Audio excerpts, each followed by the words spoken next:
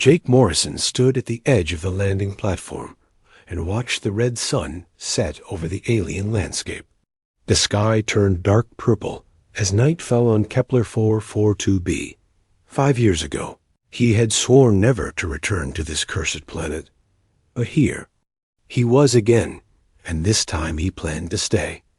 A transport ship lifted off behind him, its engines roaring as it climbed toward the stars.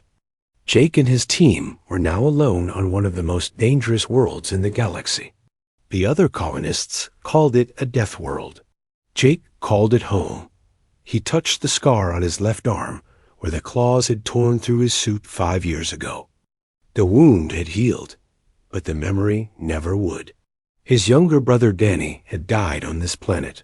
So had 37 other colonists. Jake had hidden in an underground bunker for 6 days, listening to the sounds of hunting and death above him. The creatures that killed his brother were called Vorthic.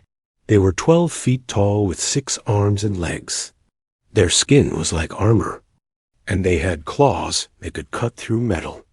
They hunted in packs and were smart enough to use tools. They could track humans across the planet by following the electrical signals from their equipment. After the attack, the Galactic Council had marked Kepler 442b as too dangerous for human settlement. They said humans should stay away from worlds with apex predators. But Jake knew something the Council did not understand. Humans were the best at adapting to new places. They could learn to survive anywhere. Dr. Lisa Park walked up beside him. She was the team scientist who studied alien life forms.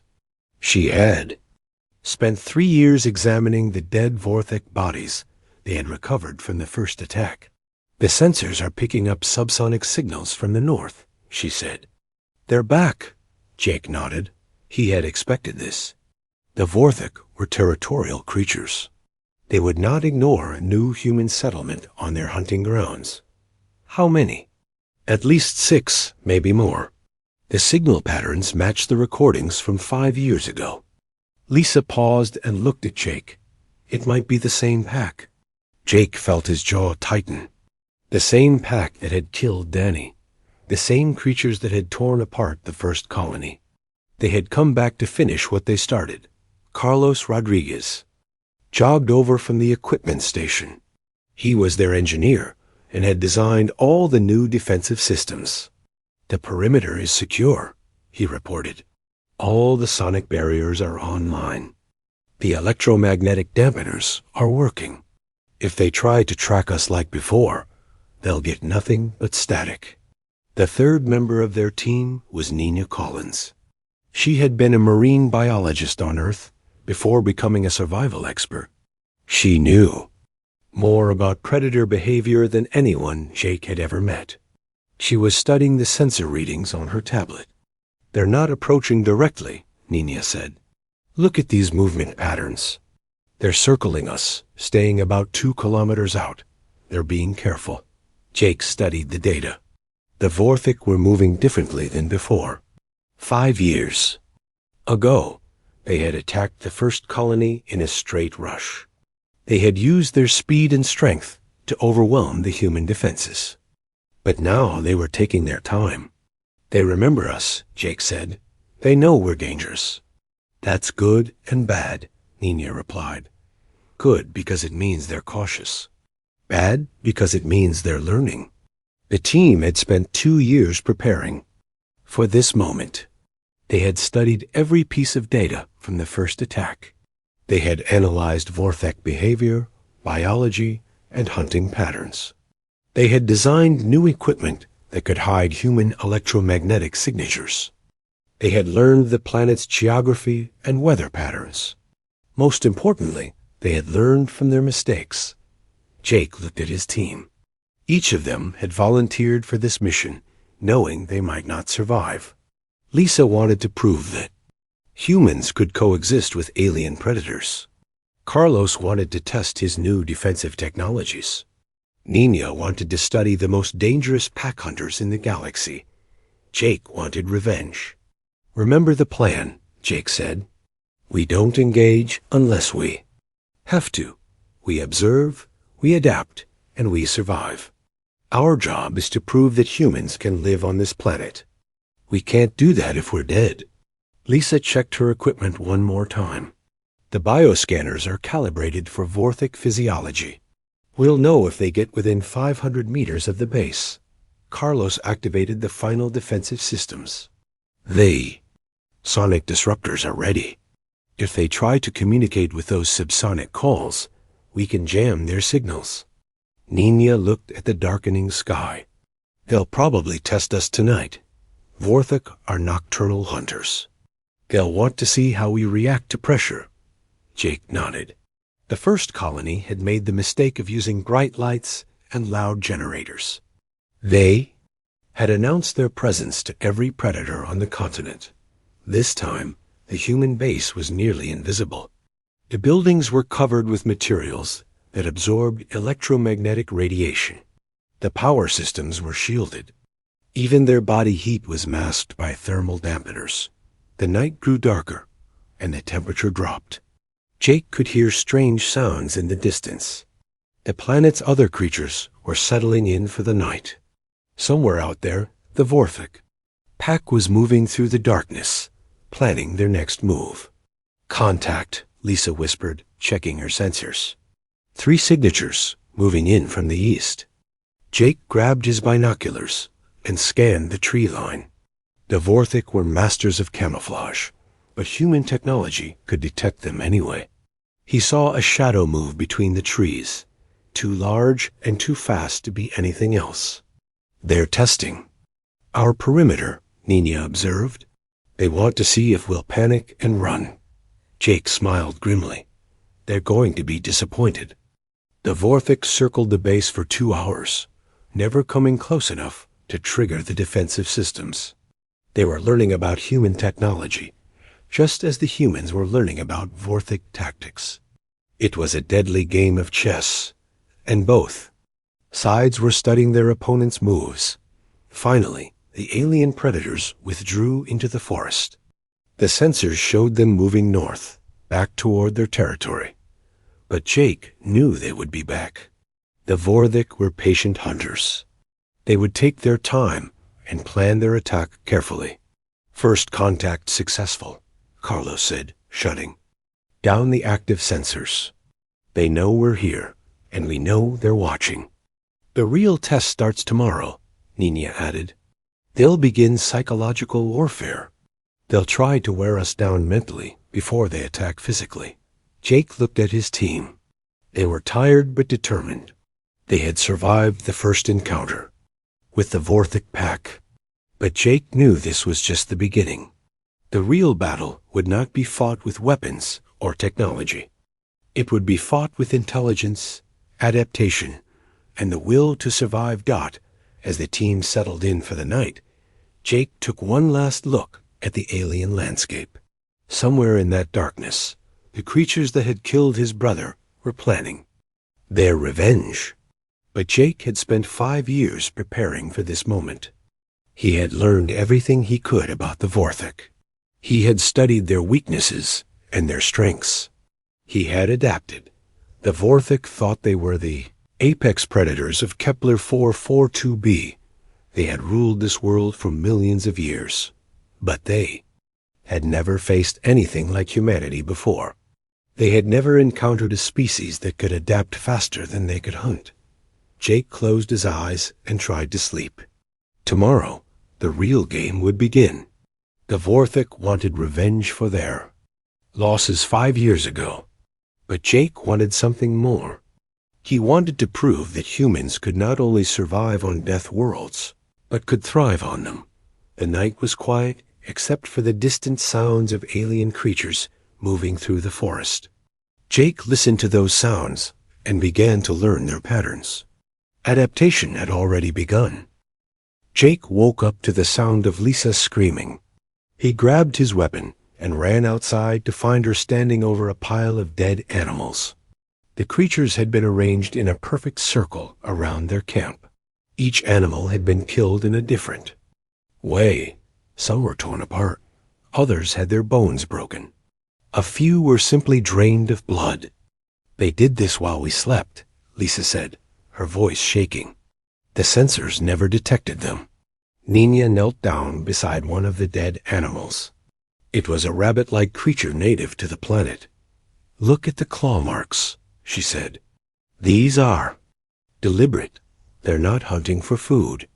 They're sending us a message. Carlos checked his equipment readings. All systems were functioning normally. How did they get past our sensors? Jake studied the arrangement of the bodies. The Vorthic had placed them in specific positions. It was like a warning written in death. They've learned to avoid our detection. Systems, he said. They're adapting to our technology. The team spent the morning analyzing the scene. The Vorthic had moved through their camp without triggering a single alarm. They had killed dozens of small animals and arranged them in patterns. But they had not attacked the humans. They were playing a psychological game. This is classic predator behavior, Nina explained. They're trying to establish dominance. They want us to know that we're not safe, even in our own base. Lisa ran. Biological scans on the dead animals. The kill patterns are different from 5 years ago, she discovered. The Vorthic are using new hunting techniques. They're evolving their methods. Jake felt a chill run down his spine. Not only were the Vorthic learning to counter human technology, they were also developing new ways to kill. The creatures that had destroyed the first colony were becoming more dangerous. Over the next 3 days, the psychological warfare continued. The Vorthic left more dead animals around the camp. They made sounds in the forest that kept the humans awake at night. They damaged equipment that was left outside the base. But they never showed themselves directly. They're studying us, Nina observed during one of their evening meetings.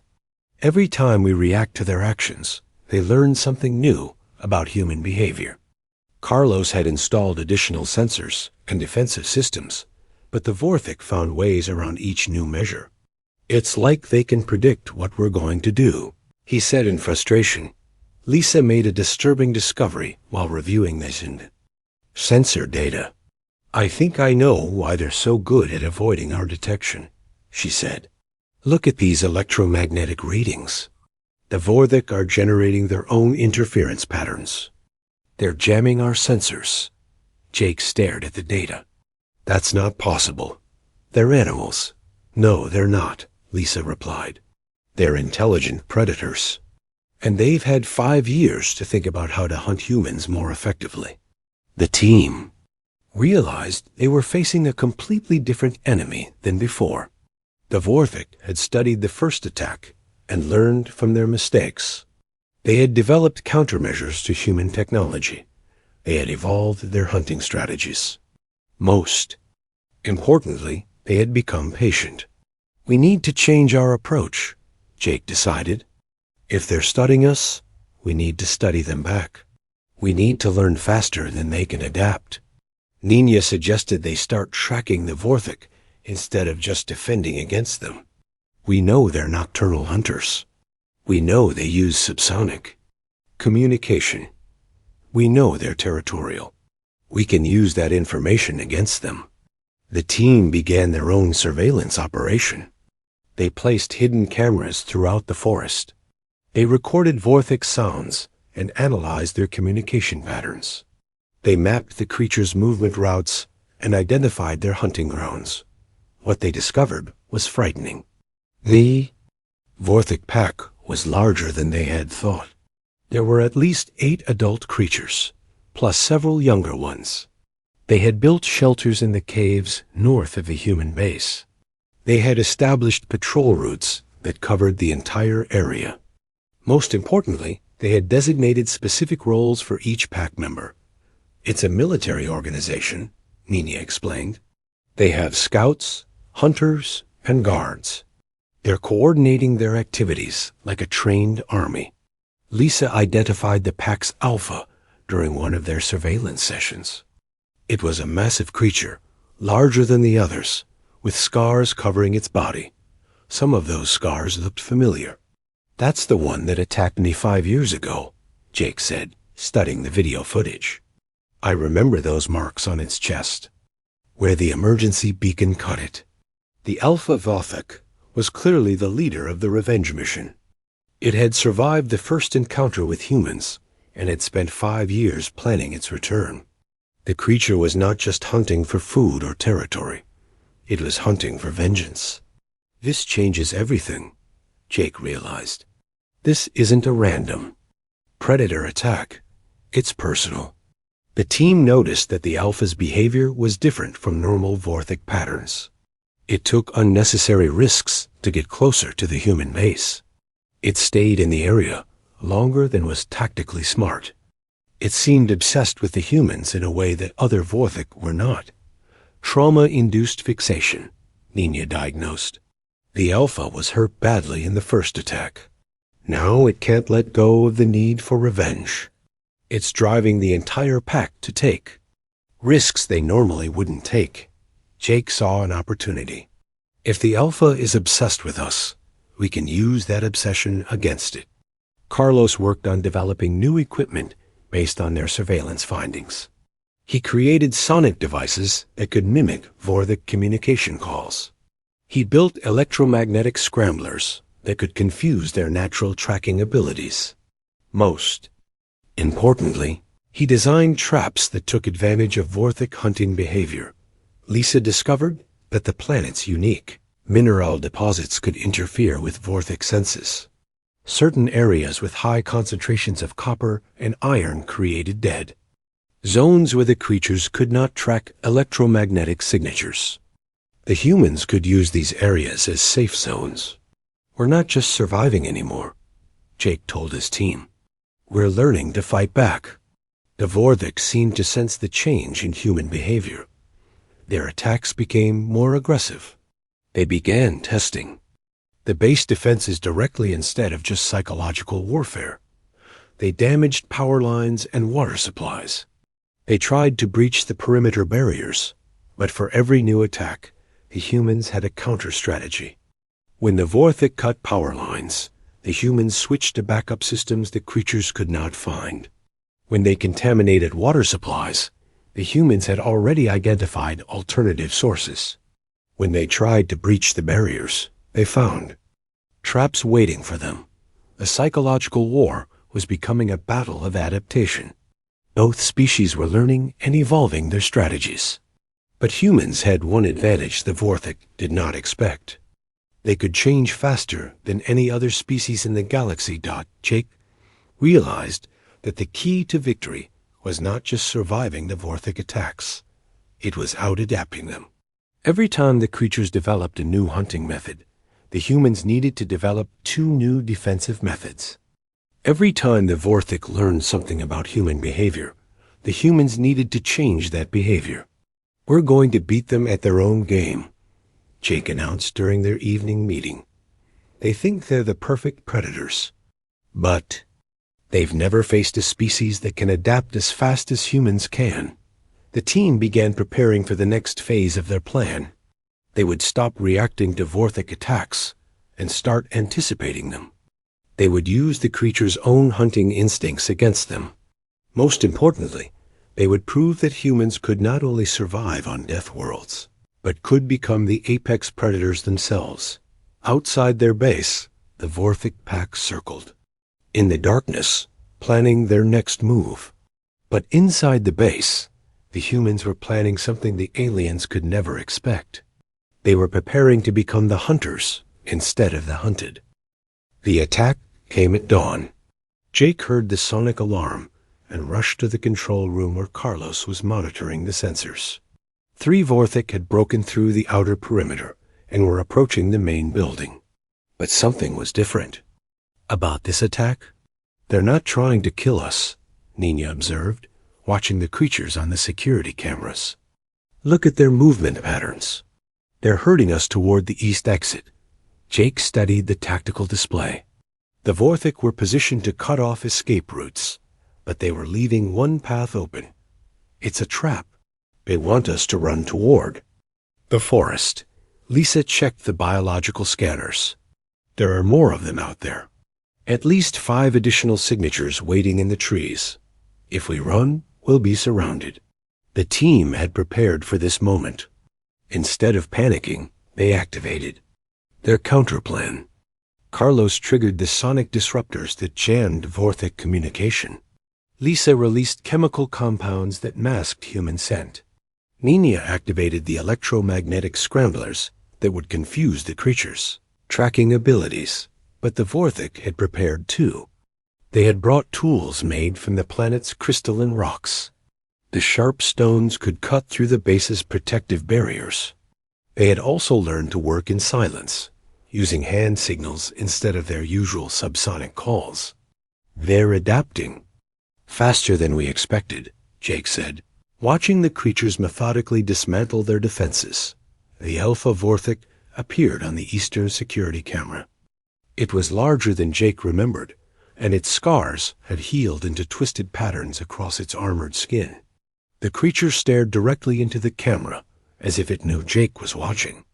Then it raised one of its clawed hands and dragged it across its throat in a gesture that needed no translation. "It remembers you," Nina said quietly. "This is personal for that creature." Jake felt his anger rising, but he forced himself to stay calm. Anger had gotten the first colonists killed. This time, he would use intelligence instead of emotion. "Activate the mineral field protocol," Jake ordered. Carlos nodded and began the sequence. Hidden charges detonated around the base, releasing clouds of copper and iron dust into the air. The metallic particles created electromagnetic interference that blinded the Vorthic's natural tracking abilities. Within minutes, the creatures became disoriented and confused.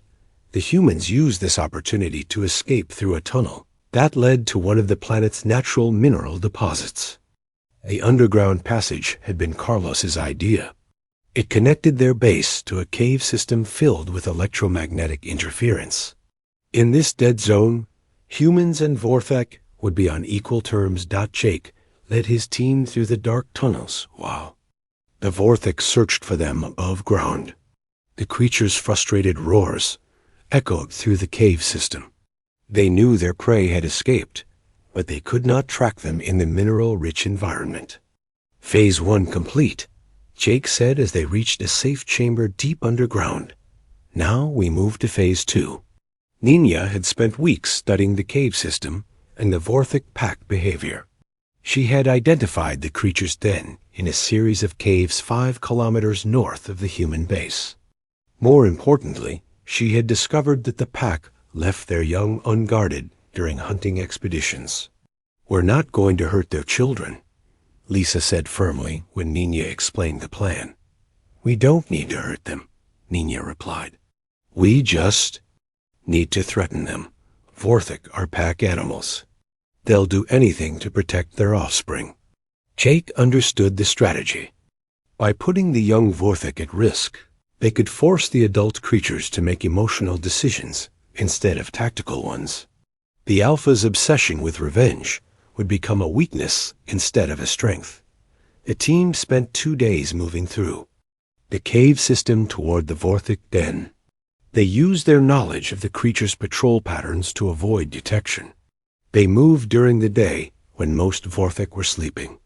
They stayed in areas with high mineral concentrations that blocked electromagnetic tracking. Carlos had modified their equipment to work in the cave environment. He created portable sonic devices that could mimic Vorthic distress calls. He built climbing gear that would let them navigate the vertical cave passages.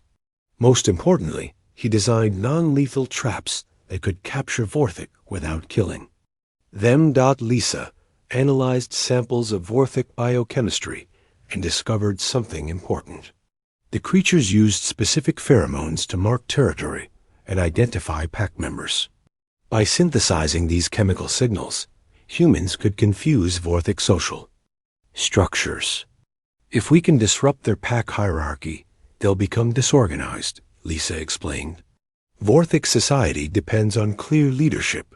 Without it, they can't coordinate their attacks." On the 3rd day, they reached the area near the Vorthic den. Nina used her surveillance equipment to confirm that only 2 adult creatures were guarding the young. The rest of the pack was searching for the humans near the abandoned base. "This is our chance," Jake said. "We execute the plan exactly as we discussed. No deviations, no heroics." The team split up according to their predetermined roles. Carlos positioned himself to jam Vorthic communications if the guards tried to call for help.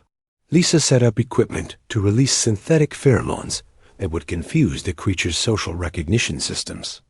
Nina prepared the non-lethal capture devices. Jake approached the den entrance alone. He was the bait that would draw the guards away from the young Vorthic. As he expected, the two adult creatures detected his presence immediately and moved to intercept him. The guards were smaller than the alpha, but still dangerous predators. They approached Jake with the confidence of creatures that had never been successfully hunted by their prey. But Jake had spent months preparing for this encounter. He activated a sonic device that produced the sound of a Vorthic distress call. The guards paused, confused by the signal. In that moment of hesitation, Carlos jammed their communication. Abilities and Lisa released the synthetic pheromones. The chemical compounds created chaos in the guards' sensory systems. They could no longer identify Jake as human or enemy. The pheromones convinced them that he was another Vorthic in distress. Their hunting instincts became protection instincts. While the guards were confused, Nina activated the capture devices. Electromagnetic nets designed specifically for Vorthic physiology trapped both creatures without injuring them. The guards were alive but helpless. Jake entered the den and found 5 young Vorthic huddled together in the darkness. The creatures were about half the size of adults, with softer armor and smaller claws. They made high-pitched sounds that were probably fear or distress calls. "I'm not going to hurt you," Jake said softly, even though he knew they could not understand. Human language. He placed tracking devices near the young creatures that would broadcast their location to the adult pack. The devices also contained speakers that could project human voices. When the adults came to rescue their offspring, they would hear Jake's message. The message was simple. The humans had found the Vorthic den. They had captured the guards. They had access to the young, but they had chosen not to harm anyone. This was a demonstration of human power, not human cruelty. Jake rejoined his team outside the den. They released the captured guards and retreated to a safe distance. Within hours, the entire Vorthic pack had returned to their den to check on their young. The tracking devices confirmed that all the offspring were unharmed, but the psychological impact was enormous. The Vorthic had learned that humans could penetrate their most secure location. They could capture pack members at will. Most importantly, they had shown mercy when they could have chosen violence. "The Alpha will be furious," Nina predicted. "Its obsession with revenge will make it take greater risks." Jake nodded. "That's what we're counting on." When predators become emotional, they make mistakes. The team had shifted the balance of power. The Vorthic were no longer the hunters stalking helpless prey. They were parents worried about their children's safety. The humans had proven they could strike anywhere, anytime, but had chosen restraint. As they made their way back through the cave system, Jake felt a sense of satisfaction. The trap was set. Now they just had to wait for the Alpha's rage to drive it into making the fatal mistake that would end this conflict once and for all. The revenge came 2 days later. Jake woke up to find Carlos missing from his sleeping area. There were no signs of struggle, no alarm signals, and no trace of how the Vorthic had taken him. The creatures had learned to move through the cave system as silently as shadows. Lisa found claw marks scratched into the cave wall near where Carlos had been sleeping. The marks formed symbols that looked like a crude message. "They're trying to communicate," she said. Studying the patterns. Nina compared the symbols to her database of Vorthic behavior. "It's a challenge," she translated. "They want to trade. One human for one confrontation." Jake stared at the message. The Alpha Vorthic was demanding a face-to-face battle. It had taken Carlos as bait to force Jake into the open. The creature's obsession with revenge had grown so strong that it was willing to risk everything for a chance to kill the human who had scarred it. "We have to get Carlos back," Lisa said. "That's exactly what they want us to think," Nina warned. "This is tactical thinking. They know humans will take risks to save their pack members." Jake studied the situation carefully. The Vorthic had Carlos, but they had not killed him immediately. That meant they still needed him alive for their plan to work. The Alpha wanted Jake to come after his teammate, probably into a trap when the entire pack was waiting. But Jake had learned something important during their cave operations. The Vorthic were not the only dangerous predators on this planet. The cave system was home to other creatures that even the Vorthic avoided. If Jake could lead the Alpha into those areas, he might be able to turn the planet's own ecosystem against his enemy. "I'm going after Carlos," Jake decided, "but not the way they expect." Nina shook her head. "It's too dangerous. The Alpha is bigger and stronger than you. In a direct fight, you'll lose." "Then I won't fight directly," Jake replied. "I'll fight smart." Jake spent hours preparing for the rescue mission. He studied maps of the cave system and identified the areas where the most dangerous creatures lived. He prepared equipment that would let him survive in those hostile environments. Most importantly, he planned a route that would force the Alpha to follow him into the planet's deadliest locations. Lisa helped him prepare specialized gear. She had analyzed the biochemistry of the cave's predatory creatures and developed compounds that could attract or repel them. "These pheromones will make you invisible to the tunnel crawlers," she explained, handing him a chemical dispenser. "But they'll also make the Alpha very attractive to those same creatures." Nina contributed her knowledge of predator psychology. "The Alpha will follow you anywhere if it thinks you're running scared," she said. "But if you act confident and aggressive, it might become cautious." Jake understood the strategy. He needed to appear weak enough that the Alpha would chase him, but strong enough that it would follow him into dangerous territory instead of just attacking immediately. The tracking devices they had planted near the Vorthic den showed the pack's location. Carlos was being held in a chamber deep in their cave system, guarded by 2 adult Vorthic, while the Alpha waited in a larger cavern nearby. The setup was clearly designed to funnel Jake toward a confrontation. Jake entered the Vorthic territory through a route the creatures would not expect. Instead of approaching from the human base, he came from the deeper cave system where the most dangerous predators lived. He moved slowly and carefully, using Carlos's sonic jammers to mask his electromagnetic signature.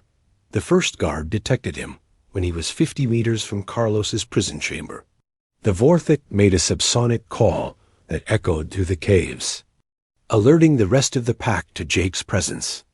Within minutes, Jake could hear movement throughout the cave system as the creatures prepared their trap. But Jake had already activated Lisa's chemical compounds. The pheromones that made him invisible to tunnel crawlers were now spreading through the air. Any creature that breathed those chemicals would become a target for the cave's most aggressive predators. Jake reached the chamber where Carlos was being held. His teammate was alive but injured. The Vorthic had used their claws to create shallow cuts on his arms and legs. The wounds were not life-threatening, but they sent a clear message about what would happen if Jake did not surrender. "It's a trap," Carlos whispered when he saw Jake approaching. "The Alpha is waiting in the main chamber. The whole pack is here." "I know," Jake replied, cutting through the organic ropes that bound Carlos. "That's why we're not going to the main chamber." Jake had brought climbing equipment that would let them escape through vertical shafts that led to the surface. The Vorthic were excellent climbers, but the shafts were narrow and would limit their numerical advantage. As they began climbing, Jake heard the Alpha's roar echoing through the caves below. The creature had discovered that its prey was escaping and was mobilizing the pack to pursue them. But the pheromones Jake had released were already taking effect. The tunnel crawlers began emerging from their deep layers, attracted by the chemical signals. These creatures were the Vorthic's natural enemies, armored worms the size of trees with acid saliva and crushing jaws. They lived in the deepest parts of the cave system and only came to the surface when they detected prey. Jake and Carlos climbed faster as the sounds of battle erupted below them. The Vorthic pack was fighting for their lives against creatures they usually avoided. The Alpha's roars of rage turned into calls of alarm as it realized its territory was being invaded by the tunnel crawlers. The whole ecosystem is turning against them, Carlos panted as they climbed toward the surface. That's the idea, Jake replied. Humans survive by adapting to environments, but we also survive by making environments adapt to us. They reached the surface just as the planet's binary star system began creating the weekly electromagnetic storm. The timing was perfect. During the storm, all electronic equipment would be useless, but natural senses would also be disrupted. Both humans and Vorthic would be operating on pure instinct. Jake had prepared for this moment. He had memorized the surface terrain and identified hiding places that would give him advantages over larger predators. He had also prepared traps, using the planet's natural hazards. The Alpha, Vorthic, emerged from the cave system minutes after the humans reached the surface. The creature was injured from fighting the tunnel crawlers, but its rage seemed to have made it stronger rather than weaker. It spotted Jake immediately and charged across the rocky landscape. Jake ran toward an area he had prepared weeks earlier. The ground looked solid, but it was actually a thin crust over a deep pit filled with the planet's carnivorous plants. The plants would not kill the Alpha, but they would trap it long enough for Jake to gain an advantage. The Alpha followed Jake toward the trap, its massive claws tearing gouges in the rock as it ran. The creature was faster than Jake had expected, and it was gaining ground quickly. Jake could hear its breathing and smell its alien scent as it closed the distance between them at the last second. Jake leaped over the concealed pit. His human agility and lighter weight carried him safely to the other side.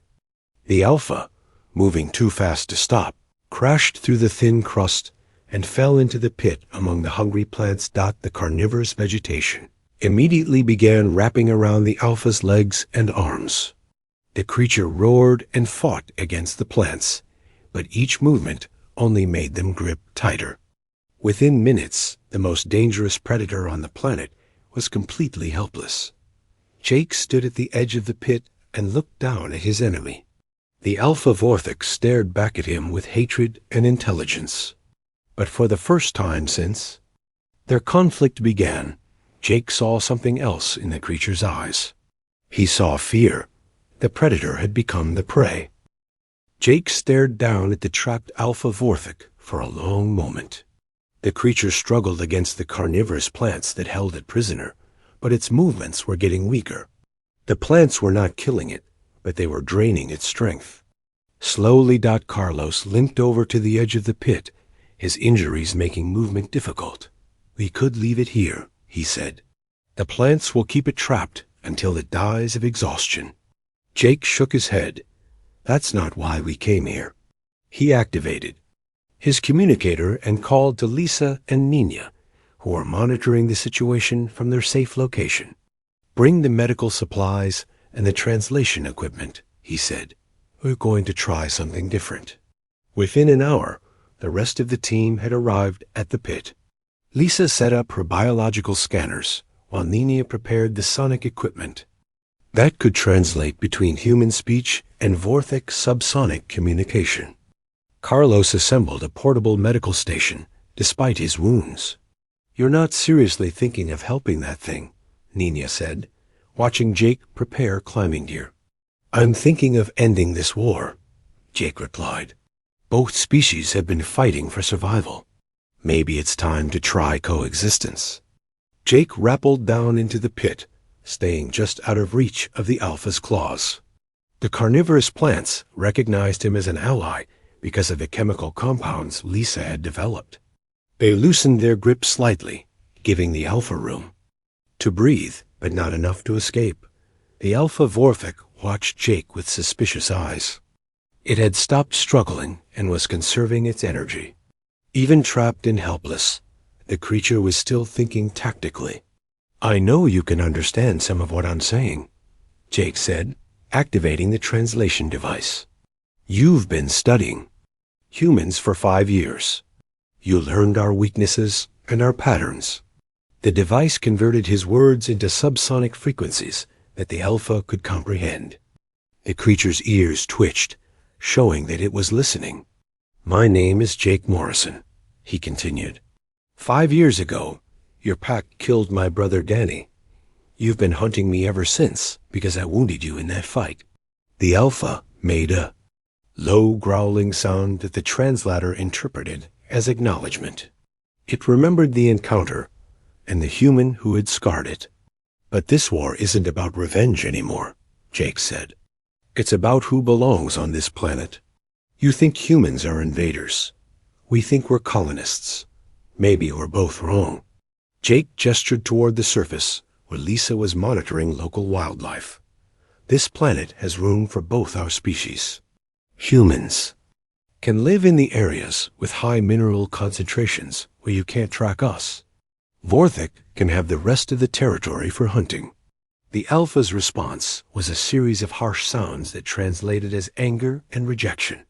It did not want to share its world with alien invaders. "Then let me show you something," Jake said, pulling out a small device that projected holographic images. The hologram showed pictures of Earth, humanity's homeworld. It displayed vast cities, billions of humans, and technology that could destroy entire planets. But it also showed something else. It showed humans living alongside Earth's most dangerous predators. Humans and wolves hunting together. Humans protecting endangered species. Humans adapting their cities to accommodate native wildlife. "This is what humans do," Jake explained. "We don't destroy ecosystems. We become part of them. We adapt to our environment, and we help our environment adapt to us." The Alpha studied the images with obvious intelligence. It was learning about human civilization and human values. The creature was beginning to understand that humans were not just destructive invaders. Jake showed more images. Human scientists studying alien life forms with respect and curiosity. Human colonies that preserved native habitats. Human technology that enhanced natural ecosystems instead of destroying them. "We came to this planet to build a home," Jake said. "But we don't want to take your home away from you. We want to share it." The Alpha made sounds that the translator struggled to interpret. The concepts it was expressing were too complex for simple translation. But Jake could see something changing in the creature's eyes. The pure hatred was being replaced by something more thoughtful. "I'm going to let you go," Jake announced. "But first, I want you to see what we've built." Jake climbed out of the pit and instructed Carlos to prepare the plant neutralizer. The chemical compound would cause the carnivorous plants to release their grip on the Alpha without harming either the plants or the Vorthic. "Are you insane?" Enya asked. "That creature will kill you the moment it's free." "Maybe," Jake admitted. "But if we're going to live on this planet, we need to stop being enemies." Carlos released the neutralizing compound into the pit. The carnivorous plants slowly unwrapped themselves from the Alpha's body and retreated into the soil. The massive creature stood up carefully, testing its limbs for injuries. Jake threw down a rope and waited. The Alpha could climb out of the pit and attack the humans, or it could choose a different path. Everything depended on whether the creature was capable of moving beyond its desire for revenge. The Alpha climbed slowly out of the pit, its movements careful and controlled. When it reached the surface, it stood just 10 feet away from Jake. The creature was close enough to kill him with a single swipe of its claws. But instead of attacking, the Alpha made a series of complex sounds that the translator rendered as questions. It wanted to know more about human intentions. It wanted to understand how sharing the planet would work. Jake spent the next 2 hours explaining human colonial policy. He showed the Alpha how humans could modify their technology to coexist with native species. He demonstrated how electromagnetic shielding could make human settlements invisible to Vorthic senses. He proved that humans were willing to restrict their activities to specific areas if it meant peaceful coexistence. The Alpha listened to everything, occasionally making sounds that indicated understanding or disagreement. The creature was negotiating like a diplomat rather than fighting like a predator.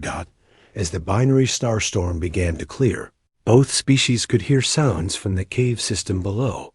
The remaining Vorthic pack was calling to their Alpha, worried about its safety. The tunnel crawlers had retreated to their deep lairs, and the caves were safe again. The Alpha responded to its pack's calls, but the sounds it made were different from before.